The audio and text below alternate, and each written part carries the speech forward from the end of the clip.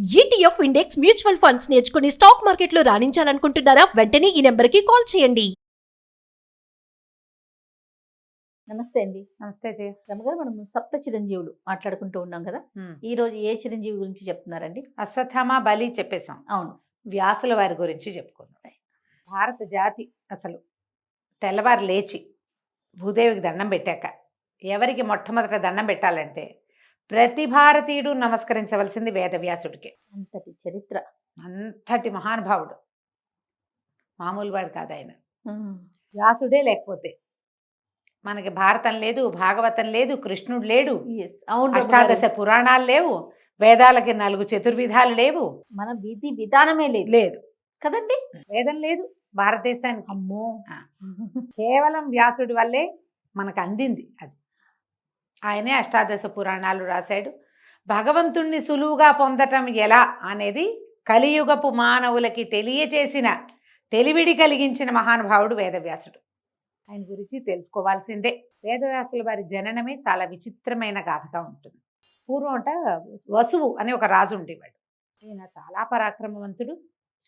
ఇంద్రుడికి సహాయం చేస్తే ఆ ఇంద్రుడు ఒక విమానం ఇచ్చేట ఆయనకి, వసువుకి ఇస్తే ఆ విమానంలో తిరిగేవాడు. ఉపరిచర వసువు అనేవారు ఆయన్ని, పైన తిరగలిగేవాడు. అయితే ఆ టైంలో ఆయన రాజ్యం చేస్తున్న కాలంలో శుక్తిమతి అని ఒక నది కోలాహలుడనే ఒక పర్వతాన్ని చుట్టి ప్రవహించేదట. ఈ నదీ పర్వత సంగమం వల్ల ఆ శుక్తిమతి అనే నదికి 2 సంతానం కలిగారు. ఆ గిరిక వసుపదుడు అలాంటి పేరు చెప్తారు. ఈ గిరికని, ఈ పిల్లలిద్దరిని ఆవిడ ఆ ప్రాంతానికి ప్రభు అయిన, భూమికి ప్రభు అయిన వసువుకి అప్పచెప్పింది. ఆ గిరికని వివాహం చేసుకున్నాడు వసువు. అయితే ఒకనాడు ఆయన ఏం చేశాడట, ఎక్కడికో అడవికి వెళ్ళాడు. అద్భుతంగా ఉందట ఆ వాతావరణం. అప్పుడు ఆయనకి భార్యను తలుచుకున్నాడు. భార్యా వ్యామోహంతో ఆయనకి వీర్యం పతనం అయిపోయిందట. ఆయన ఏం చేశాడట, ఒక ఆకు దొప్పలో వీర్యాన్ని పట్టి ఒక డేగకిచ్చేట, నా భార్యకి అందజెయ్యి అని. ఆమె సంతానార్థిగా ఉంది, ఈ వీర్యాన్ని అందించమన్నట్టు. ఆ డేగ పట్టుకెళ్తూ ఉంటే, చిత్రమైన కథ చూడు ఎంత వింతగా ఉంది. ఆ పట్టుకెళ్తుంటే, అది తీసుకెళ్తూ ఉంటే ఇంకొక డేగ అదేదో ఆహార పదార్థం అనుకుని దీని మీదకి వచ్చిందట. అది పడిపోయింది కిందకి. అది పడిపోతే అక్కడ ఒక నదిలో అద్రిక అనేటువంటి ఒక అప్సరస చేప రూపంలో తిరుగుతోంది. ఆ పైనుంచి పడిన దాన్ని చేప మింగేసిందట. తర్వాత జాలర్లకి అద్రిక దొరికింది. ఆ చేప జాలర్లు పొట్ట కోస్తే అందులో ఒక 2 సంతానం కనపడ్డారు, ఒక ఆడపిల్ల, ఒక మగపిల్లవాడు. అప్సరస ఈ పొట్ట కోయగానే అప్సరస శాప విముక్తి అయి వెళ్ళిపోయింది. కానీ వసురాజు వల్ల, ఈయన వసువు వల్ల కలిగినటువంటి ఈ 2 సంతానం ఉన్నాయి. ఈ చేపలలో కడుపులో పుట్టినటువంటి ఈ పిల్లలిద్దరిని ఈ మత్స్యకారులు ఏం చేశారట, వాళ్ళ ప్రాంతానికి రాజు, మత్స్య దేశానికి రాజు అయినటువంటి దాశరాజుకి అప్పచెప్పారు. ఆయన ఆ కుమారుణ్ణి, కుమార్తెని ఆయన పెంచుకున్నాడు. ఆ పిల్లల్ని, పిల్లవాడిని. కుమారుడు మత్స్యదేశానికి రాజు అయ్యాడు. ఆ కుమార్తె మత్స్యగంధి పేరుతోటి ఈయన దగ్గర, దాశరాజు దగ్గర పెరిగేది. ఈ అమ్మాయి ఏం చేసేది, గంగా నది దాటిచ్చేది వచ్చిన వాళ్ళందరికీ. ఆమె నుంచి ఒక చేపల వాసన వచ్చేదట, మత్స్యగంధి. చేప పొట్టలో కదా పుట్టింది, చేపల వాసన వచ్చేది. అయితే ఒకనాడు ఏమైందట, పరాశరుడు అనే మహర్షి గంగానది దాటడానికి ఈ అమ్మాయి పడవెక్కాడు. ఈవిడ మహాద్భుత సౌందర్యవతి, భూమండలానికి చక్రవర్తిగా, ఆ ప్రాంతానికి చక్రవర్తిగా ఉన్న రాజు వలన ఒక అప్సరస కడుపులో జన్మించింది. ఈమె చాలా సౌందర్యవతి. ఈ పరాశరుడు ఆమెను కోరాడు. ఆమె ఏమందంటే, మీరు మహర్షి, నేనేమో కన్యని, నా తండ్రికి ఏం సమాధానం చెప్తాను అంటే, ఆయన ఏమన్నాడు, నీ కన్యాత్వం భంగం కాకుండా నీ పొందుని నేను తీసుకోగలనని చెప్పాడు. ఇదంతా ఎంత పట్టపగలు అందరూ కనపడుతూ ఉంటారు. పడవలో నువ్వెట్లా నన్ను పొందుతావంటే, ఏం కాదు ఇదంతా అని చుట్టూతా ఒక చీకటిని సృష్టించాడట ఆయన. ఆ పడవ ఎవరికి కనపడకుండా చీకటి దాంట్లో, కృష్ణద్వీపం అంటారు, ఒక నల్లటి చుట్టూతా ఒక ద్వీపం లాంటిది ఏర్పడిందట. ఈ పరాశరుడు ఎవరు, వశిష్ఠ మహర్షి కుమారుడైనటువంటి శక్తి యొక్క కుమారుడు పరాశరుడు. ఈ పరాశరుడు చాలా గొప్ప మహర్షి, ఎవరు అలాంటిది కలగచ్చు. కానీ ఇక తను ఎవరిని కోరాడో ఆమె కన్యాత్వం భంగం కాకుండా ఆమెని నేను పొందగలనని చెప్పాడు. అయితే ఆ అమ్మాయి ఏమంది, ఇంకా భయపడింది ఆవిడ. ఆ పిల్ల చిన్నపిల్ల, ఈయనేమో చాలా పెద్ద సీనియర్ ఋషి. అమ్మాయి ఏమందంటే నా నుంచి చేపల వాసన వస్తుంది, నువ్వు ఋషివి, సంయమివి, నా నుంచి వచ్చే ఈ చేపల గంధాన్ని నువ్వు ఎట్లా భరిస్తావంటే, కాదు, నీ నుంచి సుగంధం వచ్చేలాగా చేస్తాను నేను. నువ్వు ఎక్కడ నిలబడితే అక్కడి నుంచి యోజనం వరకు, కొన్ని మైళ్ళ వరకు నీ నుంచి సుగంధం వస్తుంది. నువ్వు మత్స్యగంధివి కాదు, ఇక నుంచి యోజన గంధివి నువ్వు అని చెప్పాడు. ఆమెతోటి గడిపాడు ఆ పడవలో. ఆమెకి వెంటనే ఒక కుమారుడు కలిగాడు. ఈ నల్లటి ద్వీపంలో పుట్టడం వల్ల కృష్ణద్వైపాయనుడు అన్నారు ఆయనే వ్యాస మహర్షి. నేను ఎంత చిత్రమైన జన్మ కలిగింది. ఈ పుట్టిన వెంటనే ఆయన తల్లికి నమస్కరించి, తపస్సు చేసుకోవడానికి వెళ్తానమ్మా నేను, నువ్వు నన్ను తలుచుకున్నప్పుడు నీ దగ్గరికి వస్తాను అని చెప్పి వ్యాసుడు వెళ్ళిపోయాడు. పరాశరుడు వెళ్ళిపోయాడు. ఈ మత్స్యగంధి యోజనగంధిగా మారిన ఆ అమ్మాయి మామూలుగా ఇంటికి వెళ్ళిపోయింది. ఇలా ఒక ప్రత్యేక సందర్భంలో వ్యాసుడు జన్మించాడు. బా, కథ వింతగా ఉంది కదా, చాలా. కానీ మహాభారతంలో ముందు చెప్పబడుతుంది. అయితే ఏమైంది, ఆవిడ పేరు సత్యవతి, అమ్మాయి పేరు. వాళ్ళు అలా కూడా పిలిచేవాళ్ళు. ఆమె మత్స్యగంధి అంటే చేపల వాసన వస్తుందని మత్స్యగంధి అనేవాళ్ళు. అసలు ఈయనేమో యోజన గంధిని చేశాడు ఆవిడ్ని. ఆవిడ సత్యవతిగా ఉంది. తర్వాత కాలంలో ఏమైంది, ఈ ప్రాంతానికి రాజైనటువంటి శంతనుడు ఈమెను ప్రేమించాడు, ఈ సత్యవతిని. ఆయనకి ముందే సంతానం ఉంది, గంగాదేవి వల్ల కుమారుడు ఉన్నాడు. కానీ ఈ అమ్మాయిని పెళ్లి చేసుకుంటానంటే దాసరాజు ఏమన్నాడు, మా అమ్మాయిని కావాలంటే నీకు ఇస్తా, సత్యవతిని నీకు ఇస్తాను, కానీ ఆవిడకి పుట్టిన కుమారుడే రాజు కావాలి అంటే. ఈయనకు ఆల్రెడీ కొడుకున్నాడు, భీష్ముడు.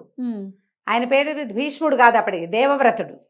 ఈయనకి పెద్దవాడు యుక్త వయస్కుడైన కుమారుడుండి, ఇప్పుడు ఆ అబ్బాయి రాజ్యానికి రావాలి, ఈవిడ కొత్తగా పెళ్లి చేసుకుని అమ్మాయి కుమారుడికి రాజ్యం ఎట్టా ఇస్తాడు, ఆయన ఊరుకున్నాడు. అవును, ఊరుకుంటే ఆయన ఆవిడ్ని తలుచుకుని బాధపడుతున్నాడని కుమారుడైనటువంటి దేవవ్రతుడు తెలుసుకుని అతను దాసరాజు దగ్గరికి వచ్చి, నీ కుమార్తెని నా తండ్రికి ఇచ్చే వివాహం చేయి, నాకు రాజ్యం అక్కర్లేదు, ఈవిడికి పింతలికి పుట్టిన సంతానానికే రాజ్యం ఇప్పిస్తానన్నాడు. దాసరాజు అన్నాడు, నాయన ఇవాళ నువ్వు ఒప్పుకుంటావు, రేపొద్దున నీకు పెళ్ళి అవుతుంది, నీకు పిల్లలు పుడతారు, మా నాన్న రాజ్యం వీళ్ళకి ఇచ్చారని వాళ్ళు అడగరా, రేపొద్దునైనా ఈ సమస్య వస్తుంది, ఆయన వద్దు మా అమ్మాయిని మీ నాన్నకి ఇవ్వనంటే ఆయన ఏమన్నాడు వెంటనే, కాదు అసలు నేను వివాహమే చేసుకోను, ఆ జన్మాంతము బ్రహ్మచారిగా ఉంటానని భీషణమైన ప్రతిజ్ఞ చేశాడు తండ్రి వివాహం కోసం. ఈ ప్రతిజ్ఞ తర్వాత ఏమైంది, దాసరాజు ఒప్పుకున్నాడు, తండ్రి బాధపడ్డాడు, కానీ సత్యవతిని వివాహం చేసుకున్నాడు. భీష్ముడు ఇంకా పెళ్లి చేసుకోవాలి. భీష్ముడిది ఒక ప్రత్యేకమైన గాథ మళ్ళీ ఇంకోసారి చెప్పుకుందాం, ఈ లైన్లో ఆయన లేడు కదా. ఈ వివాహం అయిన తర్వాత ఆవిడకి 2 కుమారులు కలిగారు రాజుగారి వల్ల, శంతనుడి వల్ల. చిత్రాంగదుడు, విచిత్ర వీరుడు. వీళ్ళు కొంచెం సామాన్యమైన వాళ్ళు, వాళ్ళని భీష్ముడే రక్షించేవాడు. ఒకడు మరణించాడు, 2వ వాడికి వివాహం చేయాలని సంకల్పించారు. ఈయన ఏం చేశాడు, రాజు గారు తమ పిల్లలకి కూతుర్లకి స్వయంవరం ప్రకటిస్తే వెళ్ళి ఆ 3 అమ్మాయిల్ని మా తమ్ముడికి ఇచ్చి పెళ్లి చేస్తానని 3 తీసుకొచ్చాడు. అంబ, అంబిక, అంబాలిక అని 3 అమ్మాయిలు, 3 తీసుకొచ్చారు. తీసుకొస్తే అందులో అంబ ఏమంది, నేను సాల్వుడిని ప్రేమించాను, అతను ఎలాగో వచ్చాడు, అతనికి దండేద్దాం అనుకున్నాను, నువ్వు నన్ను తీసుకొచ్చేసావు, నాకు మీ అబ్బాయి మీ తమ్ముడితో పెళ్లి ఇష్టం లేదని. భీష్ముడు అన్నాడు, నీ దారి నువ్వు వెళ్ళమ్మా అని పంపేశాడు. అంబిక, అంబాలికల్ని ఈయనకి ఇచ్చి పెళ్లి చేశారు విచిత్ర వీరుడి తమ్ముడికి. ఈ వెళ్ళిన అంబ రకరకాల సమస్యలు ఎదుర్కొంది, ఆవిడ దారి ఆవిడది. ఇక్కడ వివాహం అయిందా, కొంతకాలానికి అనారోగ్యంతో విచిత్ర వీరుడు మరణించాడు. కోడళ్ళిద్దరూ ఉండిపోయారు, కుమారుడు మరణించాడు. ఇప్పుడు ఈ రాజ్యానికి, కురు సామ్రాజ్యానికి ఎవరు, శంతన్ మహారాజు పాలించినటువంటి కురు సామ్రాజ్యం హస్తినాపురమే. దీనికి రాజు ఎవరు, ఆ కోడళ్ళు ఉన్నారు కానీ పిల్లలు లేరు. భీష్ముడిని పెళ్లి చేసుకోమని బతిమలాడింది ఆవిడ. నేను ప్రతిజ్ఞ చేశాను, నేను పెళ్లి చేసుకోను అన్నాడు. చేసుకోనంటే ఆవిడేముంది, దేవర న్యాయం అని ఒక న్యాయం ఉంది. ఈ దేవర న్యాయం, ఇలాగ సంతానం లేకపోతే బావగారో మరిదో వీళ్ళతోటి వీళ్ళని వివాహం చేసుకోకుండా వీళ్ళకి సంతానాన్ని ఇవ్వచ్చు, రాజ్యానికి వారసులు ఉంటారని అడిగితే దానికి కూడా ఆయన ఒప్పుకోవాలి. అయితే అప్పుడు వీళ్ళు కొన్ని పాత గాథలు విని ఏమన్నారంటే, ఎవరైనా ఒక ఉత్తమ బ్రాహ్మణుడి వలన ఈ స్త్రీలకి, అంటే ఈ భర్తలు చనిపోయినటువంటి వీళ్ళిద్దరికీ సంతానాన్ని గనక కలిగిస్తే ఆ సంతానం క్షేత్రజులుగా వాళ్ళకి ఆ అధికారం వస్తుంది. ఉండేది, అట్లాంటివి జరిగేవి అప్పట్లో, ఉన్నది ఒక తర్కాణం కూడా చెప్పాడు. అప్పుడు ఈ సత్యవతీదేవికి జ్ఞాపకం వచ్చింది. భీష్ముడు ఒప్పుకోవట్లేదు, భీష్ముడు ఈ రాజ్యానికి రాజకుమారుడు అయినప్పటికీ తనకొక కుమారుడు ఉన్నాడు. ఎవరైనా వేదవ్యాసుడు. వ్యాస మహర్షిని పిలవాలని అనుకున్నాడు. ఆయన్ని తలుచుకుంటే ఆయన ప్రత్యక్షమయ్యాడు. అప్పటికే మహాతపస్విగా ఉన్నాడు ఆయన. ఆయన్ని అడిగింది, అయ్యా ఇట్లా నేనేమో నాకు 2 కుమారులు కలిగారు, 2 మరణించారు, కోడళ్ళు ఉన్నారు, ఈ రాజ్యానికి వారసులు లేరు, కాబట్టి నా కోడళ్ళకి సంతానాన్ని అనుగ్రహించమని. సరేనని ఒప్పుకున్నాడు ఆయన తల్లి కోసం. ఒప్పుకుంటే అంబికకి అంబాలికకి చేరుకో సంతానము కలిగింది. ధృతరాష్ట్రుడు, పాండురాజు. ఈ వచ్చిన మహర్షిని చూసి భయపడ్డందుకు, కళ్ళు మూసుకున్నందుకేమో అంబికకి ధృతరాష్ట్రుడు పుట్టుగుడ్డివాడిగా జన్మించాడు. ఆయన చూసి భయంతో పాలిపోయినందుకు అంబాలికకేమో పాండురోగంతో పాలిపోయిన వంటి శరీరం కలిగిన వాడు జన్మించాడు. ఇద్దరు మహాబలవంతులే. ఋషి వలన అద్భుతమైన సంతానమే కలిగింది. మళ్ళీ ఈ పిల్లవాడు కళ్ళు లేగని పిల్లవాడుగా ఉన్నాడు కాబట్టి మళ్ళా పెద్ద కోడల్ని పంపించింది ఆవిడ. పంపిస్తే ఆవిడేం చేసింది, ఈసారి ఆ మహర్షి దగ్గరికి వెళ్ళటం ఇష్టం లేక తన దాసిని అలంకరించి పంపించింది. దాసి పరమభక్తితో వ్యాసుడిని సేవించింది. ఆవిడకి విదురుడు పుట్టాడు. వీళ్ళ ముగ్గురు ఈ కురు సామ్రాజ్యానికి, ఒకడు రాజు, రెండోవాడు రక్షకుడు, మూడోవాడు మంత్రి. ధృతరాష్ట్రుడు పుట్టుగుడ్డివాడు కాబట్టి కన్ను లేని వాళ్ళకి మరి దివ్యచక్షువుగా ఉన్నాడు కదా, రాజ్యం ఇవ్వడానికి వీల్లేదు. అందుకని పాండురాజును రాజును చేశారు. ధృతరాష్ట్రుడు రాజుగారు అన్నయ్యగా ఉన్నాడు తొలుత. విదురుడు. వీళ్ళ ముగ్గురు చక్కగా చదువుకున్నారు, విద్యలు నేర్చుకున్నారు, శస్త్ర విద్యలు వచ్చినాయి పుష్కలంగా. ఈ కథ ఇట్లా నడిచింది. వీళ్ళకి సంతానాన్ని అనుగ్రహించినటువంటి వేదవ్యాసుడిని ఎప్పుడూ వాళ్ళు తండ్రిగా గౌరవించటం కానీ, వీళ్ళు తన కుమారులని క్లెయిమ్ చేయటం కానీ జరగల. వీళ్ళకి ఏమంటారు, వెల్విషర్గా మాత్రమే ఉన్నాడు. కురు సామ్రాజ్యానికి శ్రేయోభిలాషిగా ఉన్నాడు ఆయన. తన పని అయిపోయింది, తల్లి అడిగింది చేశాడు, అంతే. ఆ స్త్రీల పట్ల కానీ, ఆ కుమారుల పట్ల కానీ ఆయన ఏ రకమైన సొంతధనాన్ని ఆయన ప్రదర్శించలేదు. ఇదిలాగా. ఇవి కాకుండా ఆయనకు సుఖమహర్షి కుమారుడుగా జన్మించాడు. శుకుడు కూడా ఆయన పరమాద్భుతమైన మంత్రవేత్తగాను, తర్వాత మహర్షిగాను, ఋషిగాను ఉన్నాడు. ఈ కథలు ఇట్లా నడుస్తున్నాయి. ఈయన ఏం చేశారు, దీన్ని వేదం ఏకీభూతంగా ఉండేది, దాన్ని 4 భాగాలుగా విడదీసి మానవులకి అందించాడు. కానీ వేదం అపౌరుషమైన వేదాన్ని మానవుల్ని చేసింది కాదు, అది భగవంతుడి సృష్టి వేదం. అందులోని విషయాల్ని మానవులు సులువుగా అర్థం చేసుకోవటానికి వీలుగా పంచమ వేదం అని చెప్పబడేటువంటి మహాభారతాన్ని కూడా రాశాడు ఆయన. ఈ మహాభారత గాథ అంతా ఆయన కంటి ముందే జరిగింది. ఆయన వల్లే వీళ్ళు కలిగారా, తర్వాత వీళ్ళంతా పెద్దవాళ్ళు అయ్యారు, వాళ్ళకి పిల్లలు కలిగారు, వీళ్ళు కొట్టుకున్నారు, చివరికి కురుక్షేత్ర సంగ్రామం అయింది. ప్రతి అడుగడుగున వేదవ్యాసుడు ఈయన వస్తూనే ఉన్నాడు ఇక్కడికి, వీళ్ళ దగ్గరికి. అవును, వీళ్ళు వెళ్తున్నారు, ఆయన వస్తున్నాడు. ఒక్కొక్కళ్ళకి ఒక్కొక్క రకమైన బోధ చేశాడు ఆయన. పాండవుల్ని బోధించాడు, ధృతరాష్ట్రుడికి బోధ జరిగింది. అన్ని సందర్భాల్లోనూ వేదవ్యాసుడి ప్రెజెన్స్ ఉంది మహాభారతంలో. మహాభారతం అంతా అయిపోయాక ఆయన ఆలోచిస్తూ అదంతా పునరావృత్తి చేసి దీన్ని ఒక లైన్గా రాసి అప్పచెప్దాం ప్రజలకి అని భావించి తను చెప్పేదాన్ని రాయటం కోసం గణపతిని ప్రార్థించాడు, విఘ్నేశ్వరుణ్ణి. మహాభారతం గంట మాక్కండా రాయాలి నేను చెప్తానంటే, వినాయకుడు ఏమన్నాడంటే, ఆపితే ఆగిపోతా, ఇక నేను రాయను, ఆపకూడదు, నువ్వు అట్లా చెప్తూ ఉంటే నేను రాసేస్తా అనేసరికి ఇప్పుడు ఈయన ఆలోచించాడు. ఎక్కడైనా తను ఆలోచించుకోవటానికి కానీ, తను కొంచెం ప్లాన్ చేసుకోవటానికి కానీ ఆగకుండా ఎట్టా కుదురుతుంది, ఫ్లో ఆగితే రాయని అంటున్నాడు గణపతి. అందుకని ఆయన ఏం చేశాడు, వేదవ్యాసుడి వ్యాస మహర్షి ఈ మహాభారతాన్ని చెప్పడం మొదలుపెట్టారు. చెప్పటం ప్రతి 10 శ్లోకాలకి ఒకసారి ఒక పెద్ద శ్లోకం చెప్పటం. ఈయనకి ఏమిటంటే, గణపతికి తనకు అర్థం కాకపోతేనే స్లో అవుతాడు, ఆయనకి అన్నీ అర్థమైపోతాయి. ఆయన ఇదేమిటి అని ఆలోచించే సమయంలో ఈయన ఇంకోటి ఆలోచించుకునేవాడు. అందుకని 10 శ్లోకాలకు ఒక్కొక్క పెద్ద శ్లోకం చొప్పున, ఒక బలమైన శ్లోకం చొప్పున చెబుతూ మహాభారతాన్ని రాయించాడు. గ్రంథులు అంటారు వాటిని. ఒక చిన్న గ్రూపు అవగానే ఒక పెద్ద శ్లోకం ఒకటి ఆలోచించుకోవటం, తను ఆలోచించడానికి తను కొత్త ఎత్తుగడ, ఆ కథను ఎక్కడి నుంచి మొదలు పెట్టాలి, ఎవరి నుంచి స్టార్ట్ చేయాలి, దీని తర్వాత ఆయన గుర్తు కూడా చేసుకోవాలి కదా. అట్లా చెప్తూ మహాభారతాన్ని గణపతితోటి రాయించుకున్నాడు. మహాభారతంలో వేదాలలో చెప్పబడిన 4 వేదాల్లో చెప్పబడిన రకరకాల ఎన్నో రకాల విషయాల్ని మహాభారతంలో పాత్రల ద్వారా చెప్పించారు. మహాభారతంలో ఇంకొక ప్రత్యేక ఘట్టం ఉంది, ఏమిటది, భగవద్గీత. ఉపనిషత్తుల సారం అని చెప్పబడేటువంటి భగవద్గీతని కూడా ఈ మహాభారతంలో పొందుపరిచాడు. అందుకని మహాభారతాన్ని పంచమ వేదం అంటారు. 4 వేదాలు కాకుండా 5వ వేదం ఐదో వేదం. ఇది. అదే కథారూపంగా ఉన్నప్పటికీ ఎన్నో ధర్మ సూక్ష్మాలు ఉన్నాయి అందులో. అదంతా వ్యాస భగవానుడే మనకు అందించాడు. అయితే వ్యాసుల వారు చిరంజీవని ఆయన తండ్రి చేతే అలాంటి వరాన్ని పొందారు. కాళిదాస మహర్షి కాలంలో వ్యాసుల వారిని కాళిదాసు చూసినట్టుగా కొన్ని ఘటనలు చెప్పబడతాయి. ఓహో, ఆయన ఉన్నారని. కాళిదాస్ అంటే మళ్ళీ ఏదో యుగం వాడు కాదుగా, మన యుగంలోనే అంతే మన కదా. ముందు తరాల వాడు. ఆ, ఒకటి ఆయన రెండు శతాబ్దాలు. చూసారట. కాళిదాసు చూశాడని కాళిదాసు యొక్క కథల్లో ఆయన వ్యాసుల వారిని చూసిన ఇది చెప్తారనమాట. అంటే దీన్ని బట్టి మనం చిరంజీవిగా అనుకోవాలి. ఆయన చిరంజీవిగానే ఉన్నాడు. ఇప్పుడు ఎన్ని రకాల పురాణాలు అందించారో మనకి. అవును ఏ కదా. పురాణానికి ఆ పురాణమే గొప్పది చేయ. అవును, ప్రతిదీ గొప్పదే. అవునండి. దేని ప్రత్యేకత దాందే. మహాద్భుతమైన పురాణాలుగా చెప్పబడేవన్నీ కూడా వ్యాసుల వారి ముఖంలో నుంచే వచ్చినాయి. మనకి ఇంత వాంగ్మయాన్ని ఇచ్చిన ఆయన్ని పొద్దున్నే తలుచుకోవద్దు, మనం ఖచ్చితంగా తెలుసుకోవాలి. తలుచుకోవాలి. భారతీయులకి ప్రథమ గ్రంథం ఏమిటి? ఆది కావ్యం రామాయణం అయితే మనం ప్రతి మనిషి తెలుసుకోవాల్సింది భగవద్గీత.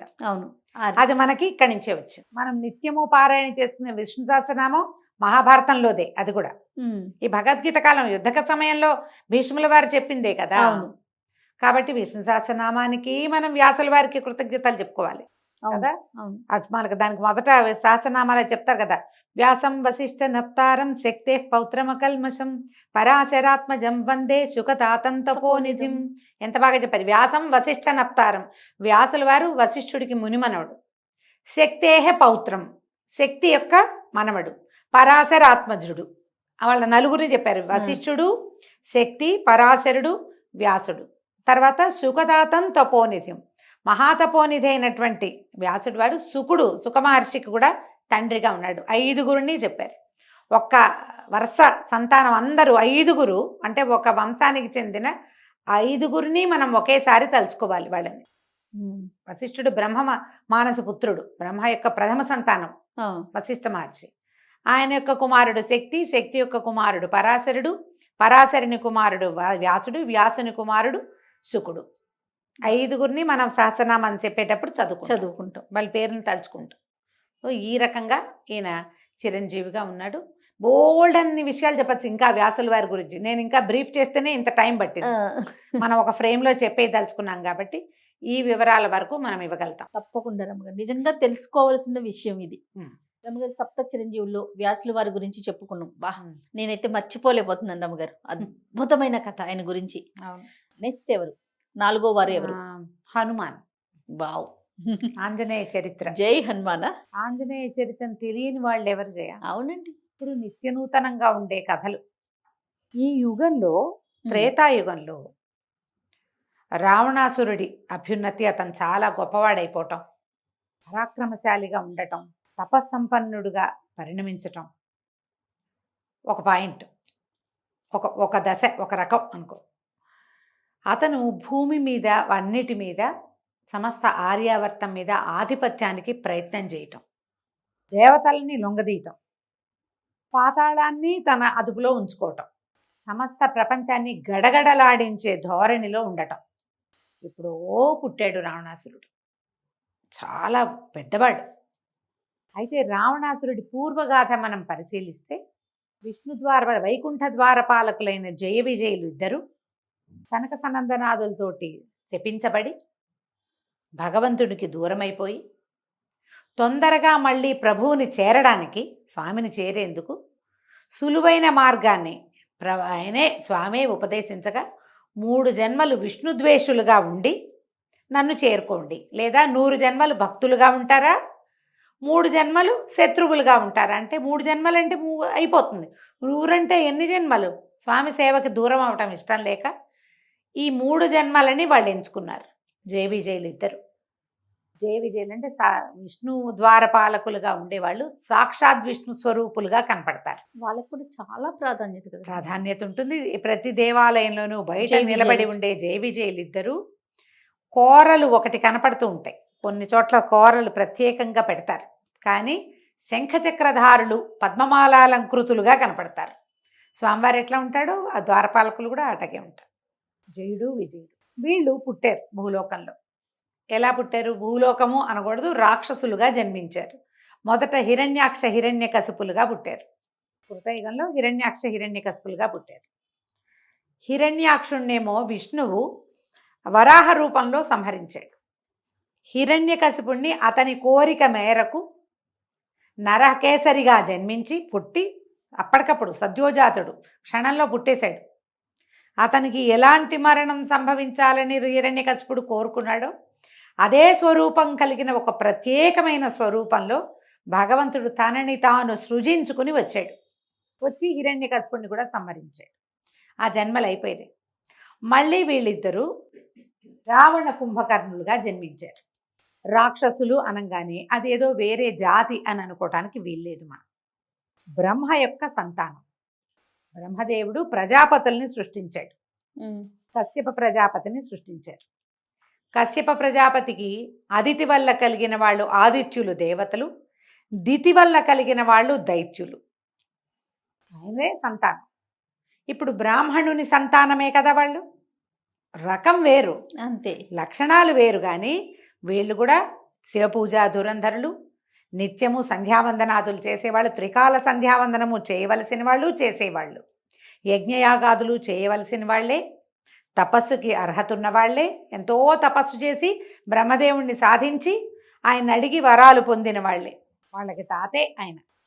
కశ్యప ప్రజాపతి కుమారుడు పులస్త్యుడు. అతని యొక్క కుమారుడు రావణాసురుడు.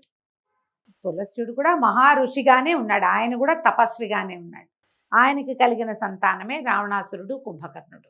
వీళ్ళిద్దరుగా జన్మించారు వాళ్ళు మరుసటి జన్మలో. ఇప్పుడు బ్రాహ్మణులే. గుణాలు రాక్షస గుణాలు ఉన్నా కూడా అదే. అయితే ఈ రావణాసురుడు ఎప్పుడో పుట్టాడు. త్రేతాయుగం మొదట్లోనే.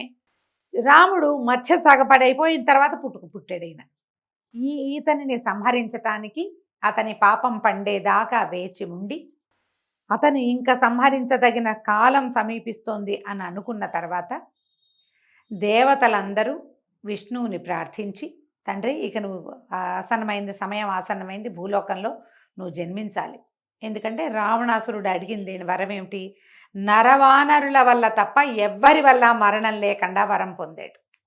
నరులు వానరులు వీళ్ళిద్దరి వల్లే భయం. వాళ్ళు చాలా కేవలమైన వాళ్ళు. వానరం శాఖామృగం, దాంతో నాకు వచ్చిన సమస్య లేదు. నరులతోటి అసలు లేదు. నరులు బలహీనులు, ఒక జీవితం కొంత మాటకే ఉన్నవాళ్ళు, తపస్సులు కూడా మా అంత వాళ్ళు చేయలేరు. కాబట్టి నరుల వల్ల నాకు భయం లేకుండా, అది నాకేమీ లేదు, అతని వల్ల భయం లేదు, వాళ్ళని చూసి నేను భయపడను, వాళ్ళు తప్ప ఇంకెవరు నన్ను చంపకుండా వరం పొందాడు. అందుకని భగవంతుడు ఏం చేశాడు? నరుడుగా జన్మించటానికి పూనుకున్నాడు. సంపూర్ణ మానవావతారంగా జన్మించాడు. తను జన్మిస్తూ తనతో పాటుగా దేవతలందరినీ కూడా భూలోకంలో జన్మించమన్నాడు. అందుకని ఏం చేశారు? దేవతలందరూ అప్సరసల వలన రకరకాల సంతానాన్ని పొందారు. వానరులుగాను, తర్వాతేమో ఎలుగుబంట్లు వృక్ష జాతిగాను పుట్టారు. కోతులు, కొండముచ్చలు, ఎలుగుబంట్లు, ఇవన్నీ దేవత సంతతి. అందరూ దేవతల సంతానమే. అందరూ వాళ్ళు సుగ్రీవులు వీళ్ళందరూ కూడా కొంతమంది ఋషుల వల్ల, కొంతమంది దేవతల వల్ల, ఇట్లా దేవతాంశలతోటే జన్మించారు. మహాబలవంతులైన వాళ్ళు. కోతంటే ఎంత ఉంటుంది? దానికి యుద్ధ విద్యలు ఏమిటి? అవన్నీ ఎట వచ్చాయి? ఇది వల్ల వచ్చాయి.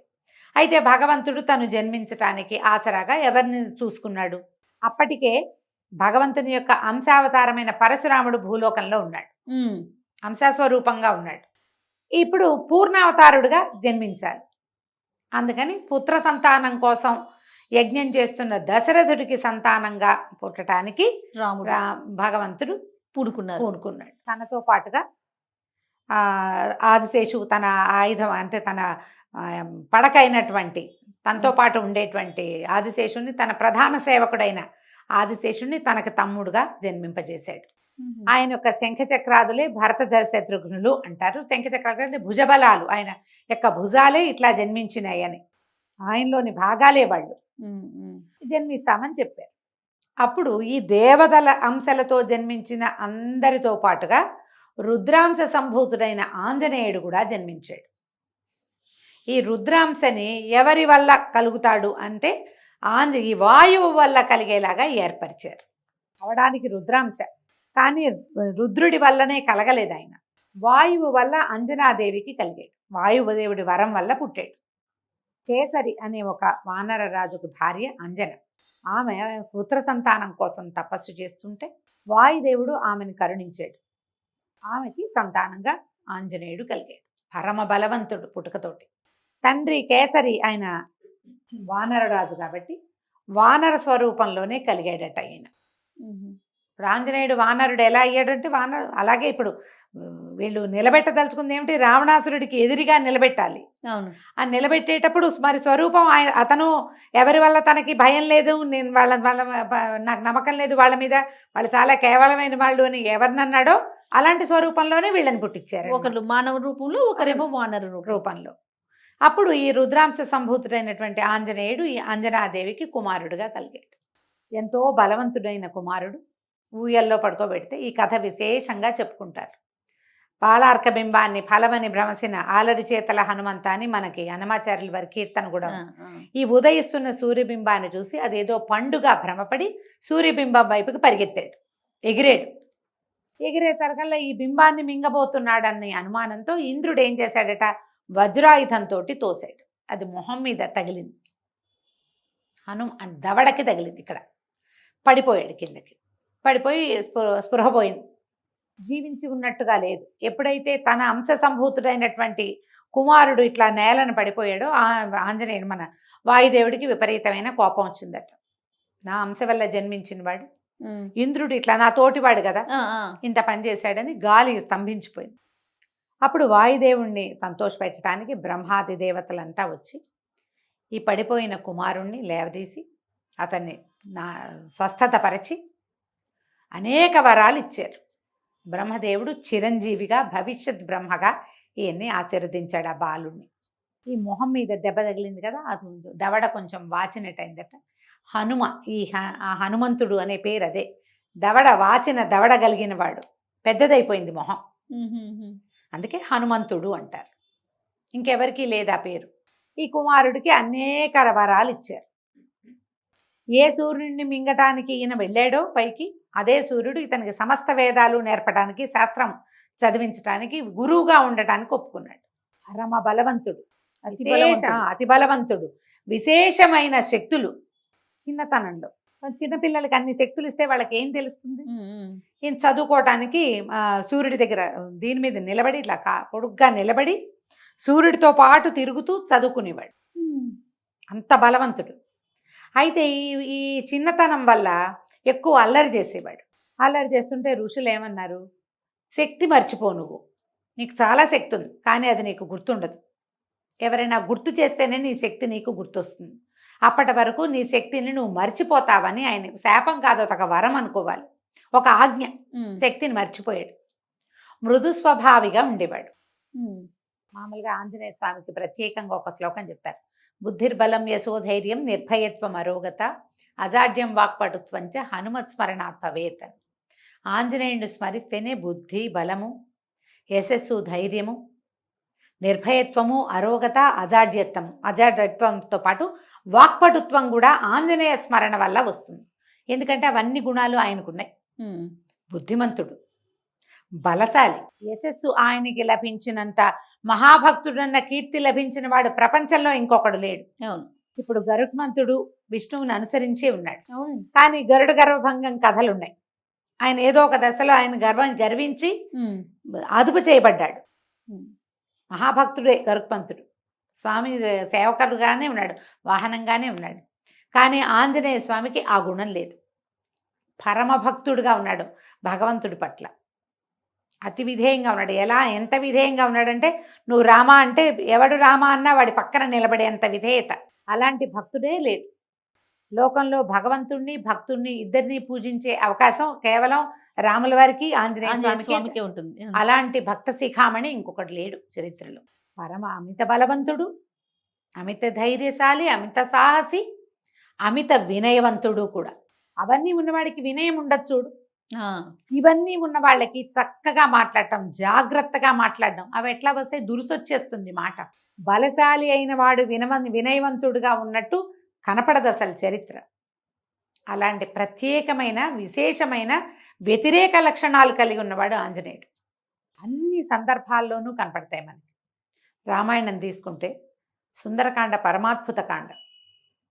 రామాయణంలో 2 ప్రత్యేక ఘట్టాలు అందరూ ప్రపంచంలో ప్రతి వాళ్ళు పారాయణ చేయాలనుకుంటారు. చాలా పవర్ఫుల్గా చెప్తారు. ఒకటి సుందరకాండ, రెండోది ఆదిత్య హృదయం.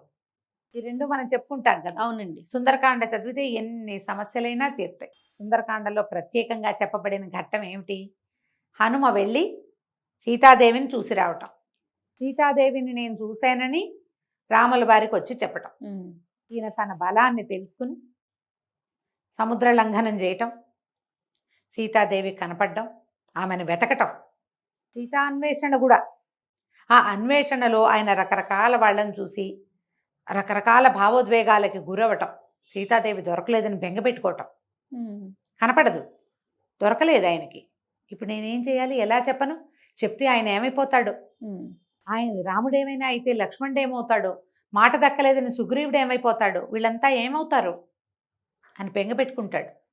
చివరికి అశోకవనంలో సీతను చూస్తాడు. రావణాసురుడితోటి మాట్లాడతాడు. ప్రపంచంలో మొత్తం వాంగ్మయంలో అంటే మనం పుస్తకాలు పురాణాలలో 2 దౌత్యాలు అత్యద్భుతమైనవి. ఒకటి ఆంజనేయుడు చేసింది, దూతగా వెళ్ళాడు. మళ్ళా కృష్ణ పరమాత్మ చేశాడు దూతగా. ఈ 2 ప్రత్యేకమైన ఘట్టాలు కదా. ఎంత చాలా బాగా మాట్లాడతాడో రావణాసురుడిని ఒప్పించడానికి. అతను ఒప్పుకోడు. వాళ్ళు యుద్ధానికి తెగబడ్డారు, ఆయన యుద్ధము చేశాడు. లంకాదహన ఘట్టం తర్వాత మళ్ళీ సీతాదేవి ఏమైందోనని బెంగపెట్టుకోవటం. మళ్ళీ ఆవిడని చూసి స్వస్థత పడి ఆమె ఇచ్చిన ఆ శిరోమణిని తీసుకుని అలా రాముల వారి దగ్గరికి వెళ్ళటం, సీతాదేవిని చూసామని చెప్పటం. మొత్తం సుందరకాండ అంతా ఆంజనేయుడే హీరో. దానికి ప్రతి ఘట్టము విశేషంగానే కనపడు. యుద్ధంలో కూడా ఆంజనేయుడు చేసినన్ని చమత్కారాలు చేసిన వాళ్ళు ఎవరూ లేరు. యుద్ధానికి యుద్ధం చేశాడు. మధ్యలో లక్ష్మణస్వామి మూర్ఛపోతే ఆ సంజీవిని పర్వతాన్ని తీసుకొచ్చాడు. మళ్ళీ వీళ్ళు వెనక్కి మొత్తం యుద్ధం అంతా అయిపోయిన తర్వాత రామలక్ష్మణుల సీతా సమేతంగా వీళ్ళందరూ బయలుదేరితే మొట్టమొదట భరతుడికి రాముల వారు తిరిగి వస్తున్నాడని చెప్పడానికి కూడా ఆంజనేయ స్వామిని పంపించారు. నందిగ్రామంలో వచ్చి ఇక్కడ భరతుడు ఇక్కడ ఉన్నాడు, ఈ సమయం దాటితే మా తమ్ముడు తొందరపడతాడేమో, నువ్వు వెళ్ళి చెప్పిరమ్మని ఆంజనేయ స్వామిని పంపారు. ఎందుకంటే చక్కగా మాట్లాడటం ఆంజనేయుడి దగ్గరే నేర్చుకోవాలి. చక్కగా జాగ్రత్తగా చెప్పి సీతారామ లక్ష్మణులు వచ్చేస్తున్నారు, నువ్వేం తొందరపడద్దు, వాళ్ళకి స్వాగతం చెప్దామని తను అక్కడ నిలబడి వాళ్ళకి స్వాగతం చెప్పాడు భరతుడితో. ఎప్పటికీ రామభక్తుడుగానే ఉండిపోయాడు. ఇప్పటికీ జీవించి ఉన్న ఆంజనేయ స్వామి ఎక్కడ ఉన్నా రామనామం ఎక్కడుందో అక్కడకు వచ్చి ఉంటాడు. భక్తాగ్రగణ్యులలో ప్రహ్లాద నారద పరాశర పుండరీక వ్యాసాంబరీషులు అని చెప్పుకున్నా కూడా ఆంజనేయుడే అగ్రగణ్యుడు. మిగిలిన వాళ్ళు ఎవ్వరూ దైవాలుగా పూజింపబడే వాళ్ళు లేరు. అవును, ఇంతమంది భక్తులున్నా వాళ్ళలో తనే దైవంగా ఉండగలిగిన వాడు ఆంజనేయుడే. ఆయన ఈ సప్త చిరంజీవుల్లో ఒకటిగా ఉన్నాడు. ఈ మిగిలిన వాళ్ళందరూ సప్త చిరంజీవులు, వాళ్ళని తలుచుకుంటే మనకి అపమృత్యువు పోతుంది. ఆంజనేయుడు ఒక్కడిని తలుచుకుంటే మనకి ఎన్ని లభిస్తాయో. బుద్ధిబలం, యశోధైర్యం చెప్పుకున్నామా? అవును. నిర్భయత్వము, అరోగత, అనారోగ్యం పోతుంది. అజాడ్యం అంటే మందకొడితనం పోతుంది. వాక్పటుత్వం, చక్కగా మాట్లాడడం ఆంజనేయ స్వామి వల్లే వస్తుంది. మిగిలిన ఎవరికి ప్రత్యేక కీర్తనలు లేవు. ఆంజనేయ స్వామికి మాత్రం హనుమాన్ చాలీసా ఉంది. తులసీదాస్ గారు అవధిలో రాసినా మనం తెలుగులో పాడుకున్నా ఖచ్చితంగా ఉన్నది. ఆయన్నే పిలవక్కర్లా, మనం రామ అనుకున్నా ఆయన వచ్చి మన దగ్గర నుంచుంటాడు. అది పిల్లలకి రామనామస్మరణ చేయటం నేర్పించండి. రామ అంటే ఆంజనేయుడు నిలబడతాడు. ప్రత్యేక సందర్భాలు ఆయన జన్మదినం కూడా జరుపుకుంటాం కదా మనం. అవును, హనుమత్ జయంతి జరుపుకుంటాం. సంవత్సరంలో 2 సార్లు చేస్తారు. అవి ప్రాంతాల వారీగా చిన్న చిన్న మార్పులు ఉన్నా కూడా ఆంజనేయ స్వామికి ప్రీత్యర్థం ఏం చేస్తాం మనం? పానకము, వడపప్పు లాంటివి చేసుకుంటాం. సింధూరం అంటే ఆయనకి ప్రీతి, రామనామం అంటే ప్రీతి. ఎక్కడ రామాయణం చేయబడుతుందో అక్కడ ఆంజనేయ స్వామి ఉంటాడు, సహాయం చేస్తాడు, తోడుగా నిలబడతాడు.